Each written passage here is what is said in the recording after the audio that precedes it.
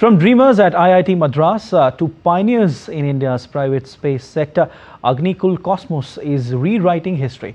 Headquartered in Chennai, the startup is building fully customizable and mobile launch vehicles for small satellites, making access to space more affordable and flexible. In an exclusive conversation with DD India's Tapas Bhattacharya, K. Anushka from Agnikul Cosmos shares how the team is bringing space within everyone's reach. The world is moving towards making things simpler and cheaper, and space sector is no exception to that. In fact, Agnikul, one of the space startup, is here, and they are making 3D printed engines. Am I right?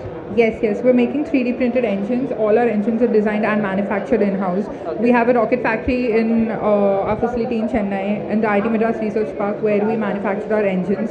In fact, recently we've also received a US and a European patent for the single-piece 3D printed engine. Prime Minister's vision of Atmanirbharta. How this particular configuration, the 3D printed engines, are expected to be a major game changer in this sector.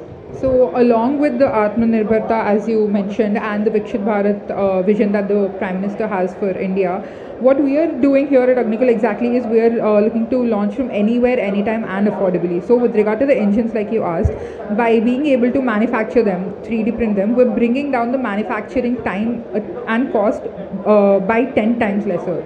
So traditional engines take a lot of time to be manufactured and they have to be put together, then there's a problem with the reliability. So unlike what the traditional engines are doing, we manufacture them in a single piece. So all our engines are single piece 3D printed engines. If there any way you can have more satellites from outside the country also being launched, and from inside also being launched on your rockets?